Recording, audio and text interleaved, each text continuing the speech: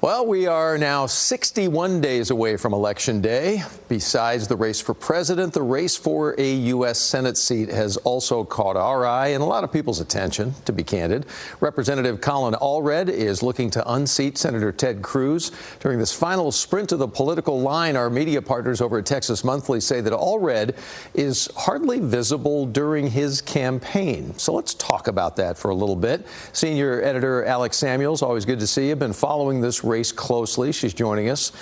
So can you talk a little bit about the challenges when covering the Allred campaign in the context of what I just said? We're not seeing him out there all the time.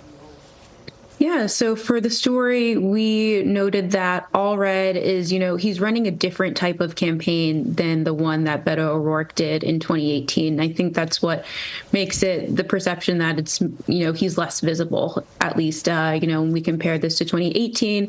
Beto O'Rourke, of course, was going to all of Texas's 254 counties. Allred, meanwhile, has focused it on more policy-focused events with a more curated audience, it seems, hoping to attract voters across the aisle, which is, of course, very different than what we saw earlier. So I think it's because it's a lot of these smaller events. That's why it might seem like it's more difficult to cover, a little bit less visible. But he's definitely still on the campaign trail. I know he was in the RGV earlier this week. And so he's definitely doing more to kind of get his voice out there and get voters familiar with who he is as a candidate. Yeah, definitely completely different campaign when you compare against the backdrop of what we saw with Beto O'Rourke. It was almost like you couldn't avoid running into him right when his campaign was happening. A little different now. Latest polling, what do you have on latest polling, and what is it saying about Allred and Cruz as we speak tonight?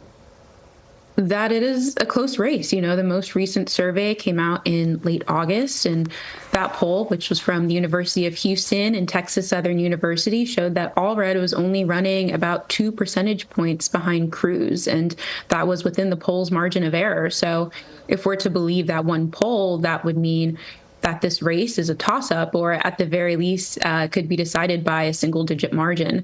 As a political reporter, I like to look into where each candidate is getting the most support, like who their base is. And the Houston poll suggested that Cruz was doing well, particularly among white voters and baby boomers.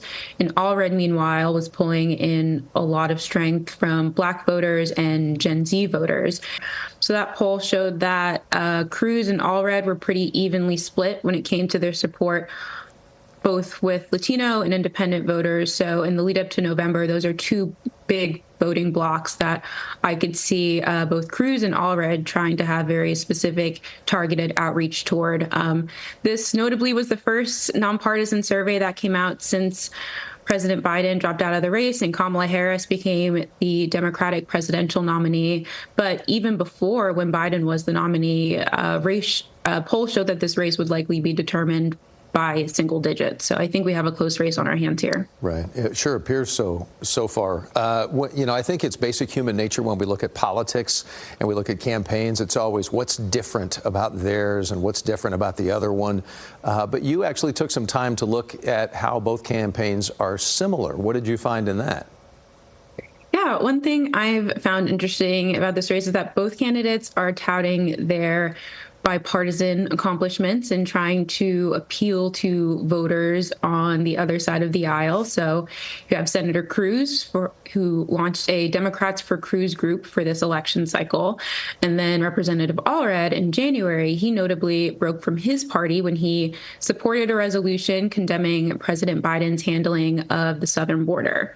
And we know that border issues and immigration issues in particular continue to be top of mind for Republican voters here in Texas. One other thing that stood out to me in terms of similarities is that neither candidate is downplaying how close this race could be.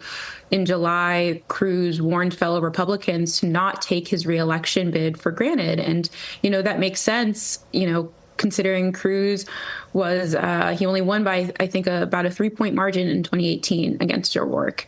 And Allred has repeatedly said that he's going on, the quote, offense in this race, probably for the same reason that Cruz appears nervous. And that is, polls and past election results suggest the seat could be in play. And I think that's a pretty rare thing for Texas Democrats to see. Well, we've got an interesting couple of months ahead for lots and lots of reason when we talk about politics. Alex, thank you so much for joining us tonight. And as always, if you have watched some of this and you're interested in a little more of a deep dive and her read about the Senate race, be sure to check out the article. It's posted online right now on TexasMonthly.com.